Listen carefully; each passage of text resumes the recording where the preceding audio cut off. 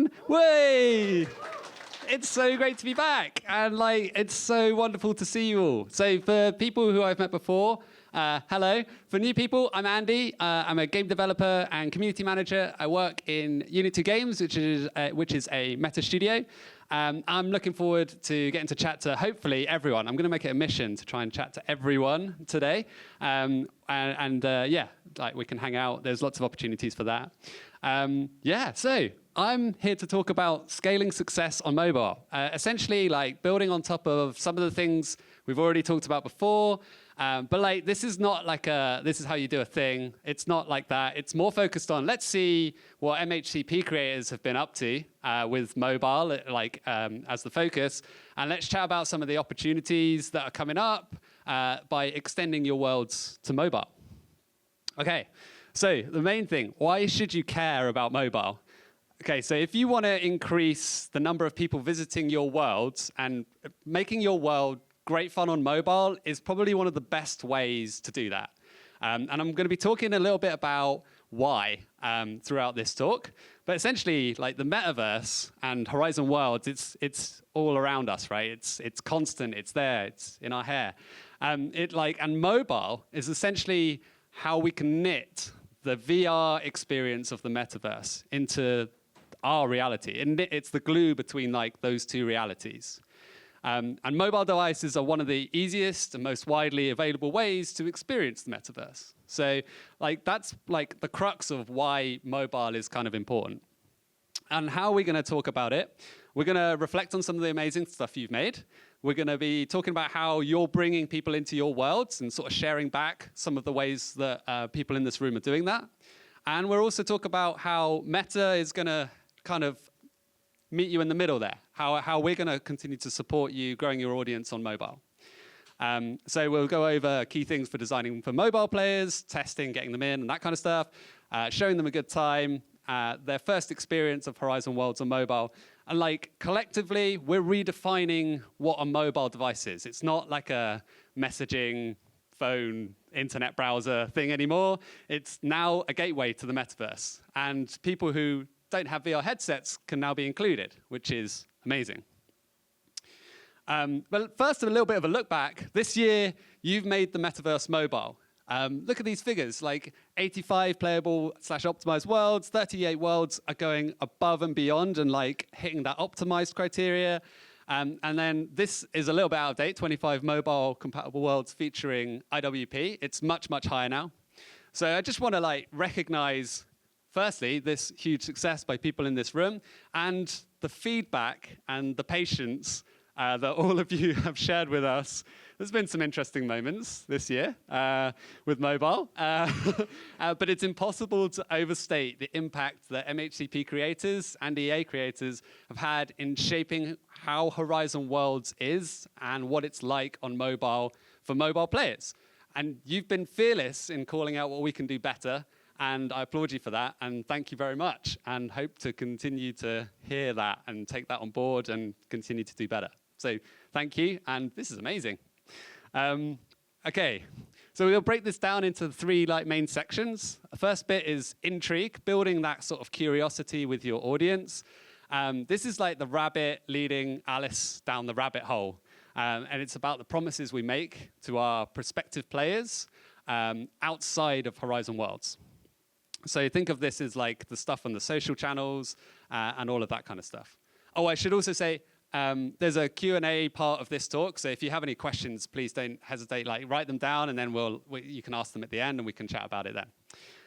Then, after we've talked about Intrigue, we'll look at the hook, which is about keeping those promises, the first moments when players arrive on mobile in your world, and then we'll look at how to keep bringing them back with the engage part. But what I want to say is that this is all the metaverse, right? It's not just in the VR headset, it's all of these parts. And there's opportunities to play and experiment across all of these different things. How your world shows up outside of VR is just as much important and just as interesting and fun and playable as the world in VR, right? There's loads of opportunities here.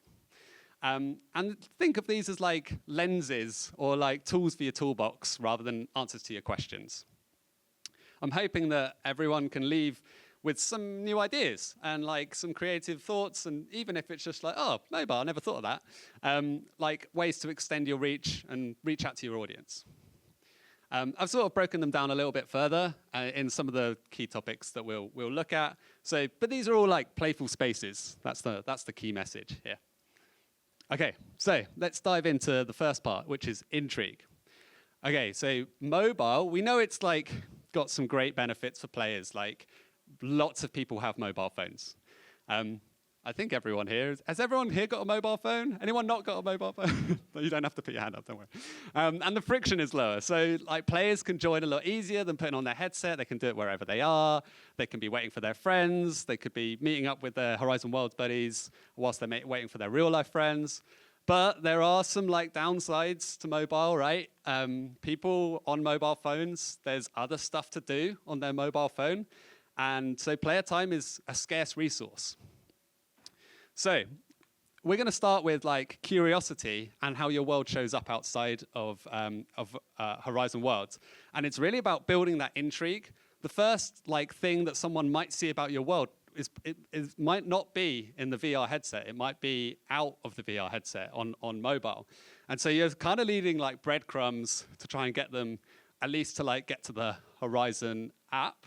And then maybe like join on mobile or put their headset on or whatever it is. So it's about considering your audience. Who are they? What do they like doing? I think some people in this room have been great at identifying like, oh, people like being wizards. People like, fun stuff to do. But like what I want to shout out is the effort and the time that MHCP creators put into knowing who their audience is. Like, it's not just, I think they're these people. You spend time with them. Like, you're actually in your world, engaging with them, chatting to them. So you know your audience deeply, far better than anyone else. And if you take some of that understanding that you have and you use it to reach beyond Horizon Worlds in mobile and like in those capacities, like that's a really interesting place to play around. So like looking at a couple of these examples, like See Me Bro, with Cheese Pizza Day, just like, See Me Bro clearly knows like his audience loves cheese pizza. I don't know anyone that doesn't like cheese pizza, but like there's like that's like I know Cheese Pizza Day, and Soapstone Comedy. Like it's really calling people in on this IG post.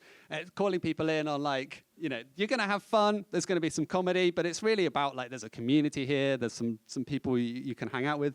And I also put up this Kawaii's grocery post, and it is only because of like one main thing, which is the feet coming out of the picture, and it's bringing people. This is like a visual metaphor for exactly what I was saying about the glue between the VR and the real world, right? Like it's literally like calling people into the metaverse. It's calling people into Horizon Worlds, into Kawaii's groceries. So it's like I just wanted to shout out these three. But there's loads of amazing examples if you go on Instagram and just like share that, yeah, the creators like know their audience deeply and they're putting out some great stuff. Something that might help people who maybe aren't like super into like the social posts on Instagram or whatever is something called like a value proposition. I don't know if people have heard of that term before, but just to recap, it's essentially you're making a promise, you're making a contract with people when they see something from your world. You're sort of saying, hey, if you give me a little bit of your time, I am going to show you, or I'm going to get you involved in a great community, or adrenaline-filled gameplay, or like some funny stories. I promise you, if you give me 30 seconds, you're going to have an amazing time. So you're sort of making that promise. And like, so identifying what that value proposition for your world can help drive like what kind of social content you want to make for Instagram and things like that. And essentially what you're trying to do is build that curiosity. You just want people to walk away going, oh, that looked really interesting, or scroll away saying, oh, that looked really interesting. And use what you know about your audience to craft a really like deep and meaningful value proposition for them. For some people, like these posts will be the first experience, their first experience of Horizon Worlds. It'll be their first experience of your world. So like, you might not have loads of control about how it shows up out there, but it's definitely worth investing and thinking about what that looks like for your world. And don't forget, like, this is a playful area. Like, you don't have to just be very prescriptive. You can play around with it. Like, it could be alternate reality stuff, like, thinking about how we knit those two realities together. And that curiosity, with enough of it, will lead prospective players to intent, and they can do stuff. So there's something really interesting about this Instagram post. I don't know if anyone can spot what's interesting about it. Yeah, the go-to-world thing. Okay, so this is like huge caveats here. This is an experiment that's going on. It's for selected worlds. It's only being shown to selected people. Like, it's an experiment, so there's no promise that it will ever like arrive to anything. But this is like what I was talking about with how Meta is coming in to like support some of this. So this go-to-world button, it will take so this is to do with any like media that's shared from the world, whether that's a video or a photo. If you share that directly from the world to Instagram, like essentially this is where this button will pop up.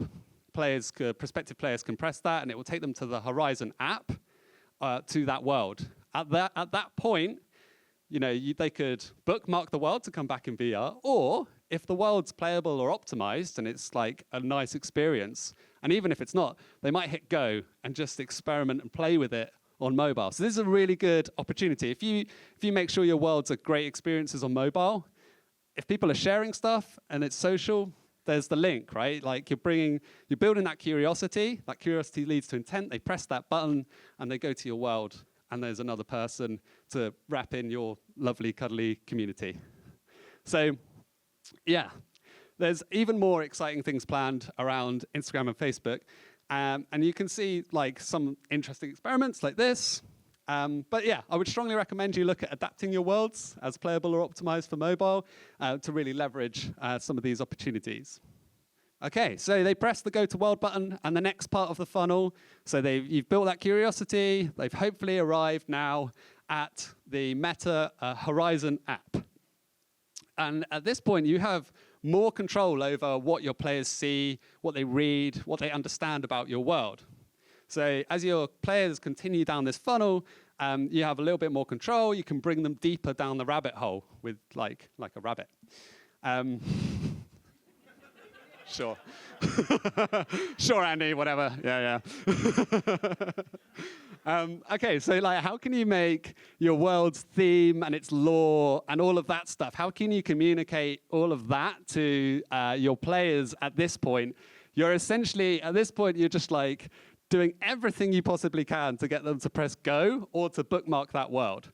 So like, use what you can. There's all these gallery images. You can upload up to 6 gallery images so that people can see what your world looks like without having to dive into it. You can use all the description, the title, everything in your power to get them to press go. And then, like, there's another cool thing that's going on this part, which you can't see, but in the share fold there, if you click share, then it pops up with a Discord integration, or this is another experiment that we're looking at where you'll be able to share a direct link to that world via Discord to a specific instance of that world, so you can all jump in to the same world together. So that's another experiment, again, full of caveats. Don't know when it's landing, selected worlds only, et cetera, but like cool things that we're playing around with behind the scenes. Okay, Hook. So we've talked a lot so far about Horizon worlds, outside Horizon worlds, and your worlds like showing up out there. Before we go further, like this stuff is going to be talking about a little bit about the design of your world. But I think like if you get players to this point where they're experiencing it for the first time, you sort of need to also have like made sure the world doesn't have like reliability issues, like it's not crashing and the frame rate's pretty good and all of that kind of stuff. So, and ideally you've submitted your world and it's tagged as playable or optimized, just to make sure like when they arrive in your world, it's not going to be a flaky experience and they're going to bow out at that point.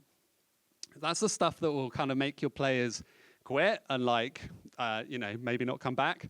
So like performance, really, really important. It's not included in this section, but I just wanted to call out worth like making sure that that's all good before like diving into this stuff. So here we're assuming world technically works. It's great. And now we can look at some of our latest learnings on how to design worlds for mobile players. So they're not just accessible, like not just meeting the functionality criteria, but that they're also like value-added experience. They're fun to play, and there's a reason to do it. So remember last year, I was standing here, and I was like, you have to answer players' questions of where to go and what to do in like, I think I said a minute. Like, scrap that on mobile. It's now like, much shorter. I mean, ideally, the first frame. So I put up the first frame of Samurai Tycoon. If anyone wants to shout out, like, some of the ways that Amorgul, and Amorgul you can shout out to if you're here, you can shout out some of the ways that Amorgul is using to teach the player what to do and where to go in the world. Sorry, what was that? The sword right on the side, yeah? So you know exactly, like, this world's about swords. The red carpet, yeah, what's that doing? Leading you straight in there, yeah. Like, it's not like a where do I go? It's like I'm going to go down the red carpet. Like, it's that direction. Any more ideas? Sorry? The gate, yeah. And actually, all of this is like framing, like where Amorgul's like framed, this is where you're going to go. He's pulling us in there. Any other suggestions? The battlefield? Yeah, it looks interesting. It looks fun. It looks like somewhere you want to go. What about the direction that the swords are pointing? Right? It's literally pointing, go this way. There's loads of cool stuff that Amorgul's done here. And I just wanted to say, like, great job, Amorgul. But also, there's, since last year, like, the amount of creators who are being creative and thinking about this first moment when players arrive in their world and teaching them where to go and what to do is outstanding. Like I don't see any walls of text anymore or anything like that. It's like really nicely designed worlds that like players arrive and they know what they're doing.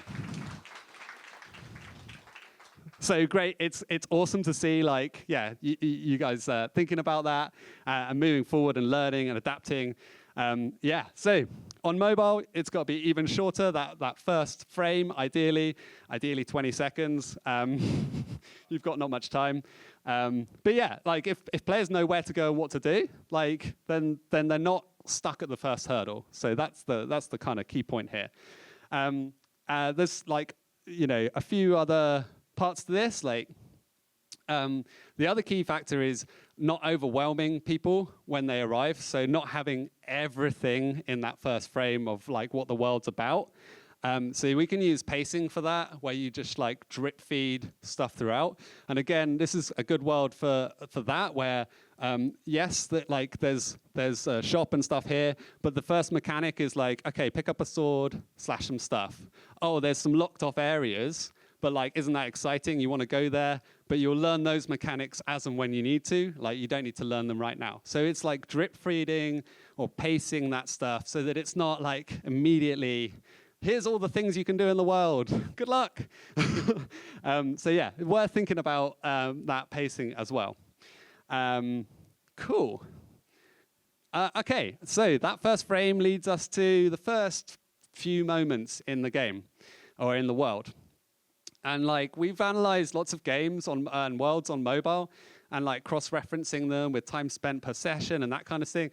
And we can see that worlds that kind of get to the fun within the first 20 seconds.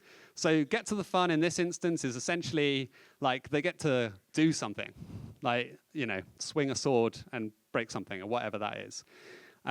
It fulfills a little part of that value proposition I was talking about earlier in the first 20 seconds. Oh, by the way, there's this clip of Kaiju. When the player grabs the plasma ball and it pops up with how to use that, that's an example of that pacing I was talking about earlier, like the just-in-time instruction as well.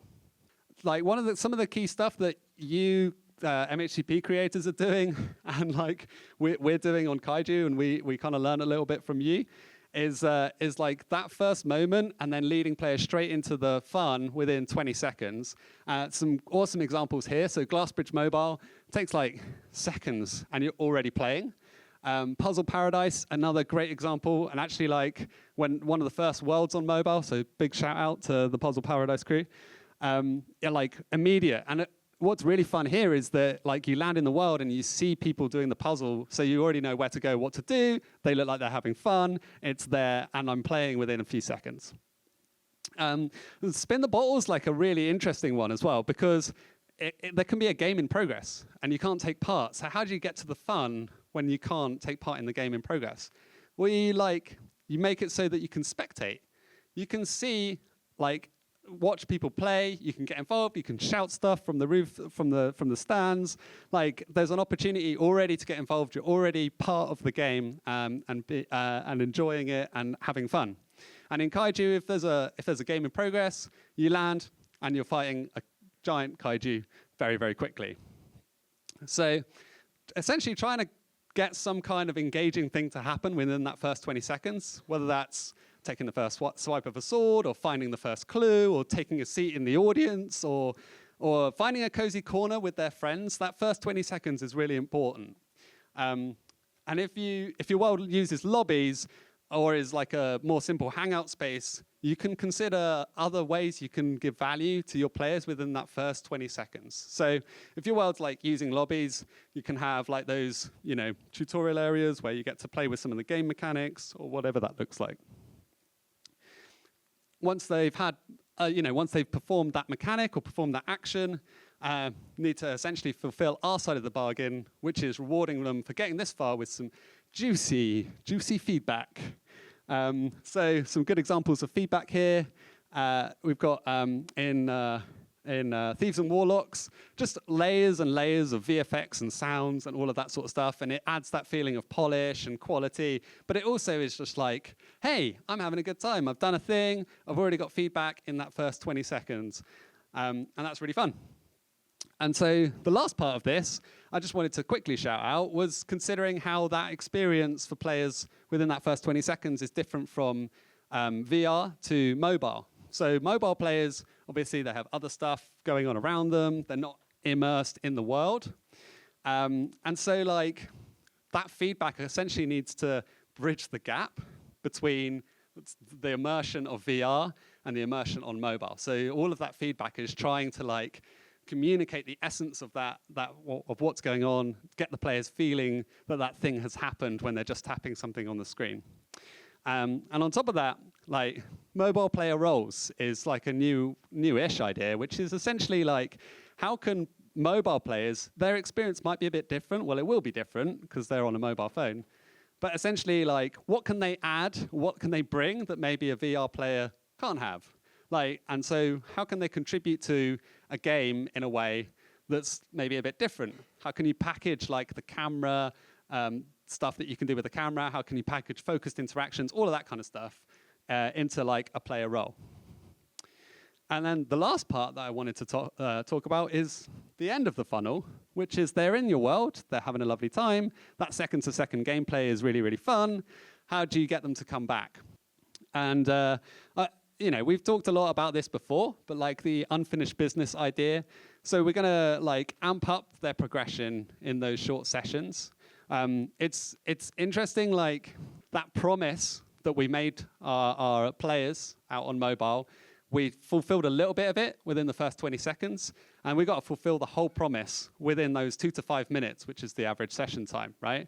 So in that 2 to 5 minutes, like mobile players could be leveling up, they could be checking out their progress on some time mechanics, and then like, gain XP, find their friends, all of that kind of stuff. So like fulfilling that promise in those 2 to 5 minutes.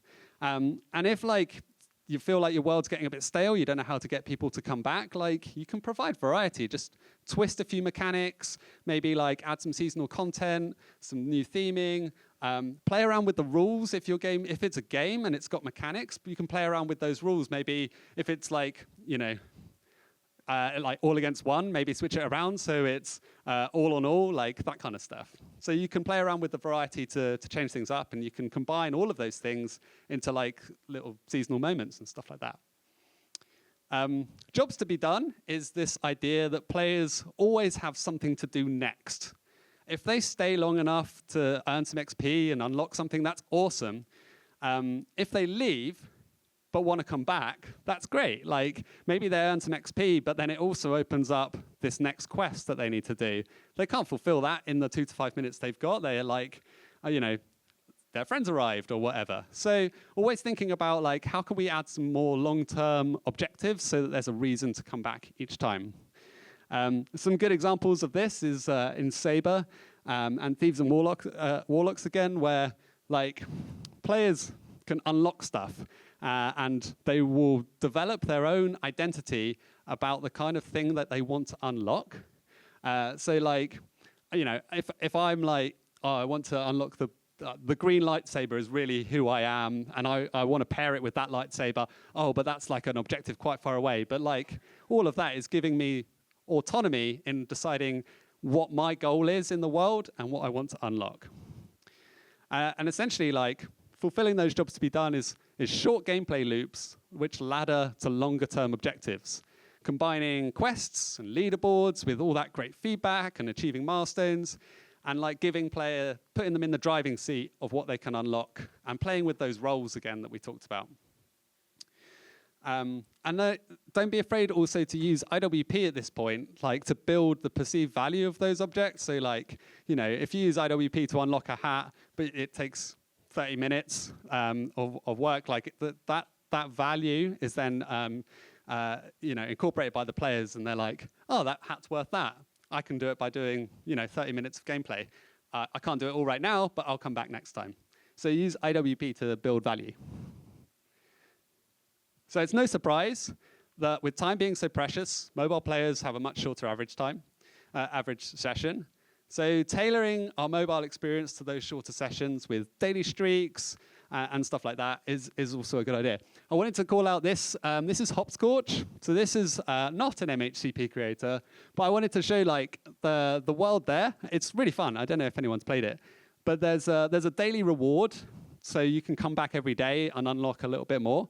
And like building that streaks and that habit-forming behavior is like a really good way to bring people back, especially when you pair it with some of those cool unlockables that I showed you in the previous slides. So we're at the end of the talk. Sort of to recap, your worlds exist beyond Horizon Worlds.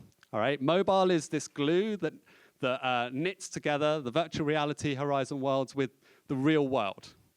You can build curiosity with your players by sharing media from your world, encouraging them to share too, and take control of your world details page on the Horizon app. And by adapting your world so that it's playable on mobile, it means that people can jump in and enjoy it straight away. Then they can like bookmark it, they can come back on their headset, they can get involved with your community, and all of this is part of that reaching out beyond the VR. And promising people, using those the value proposition which we talked about, making promises to our players.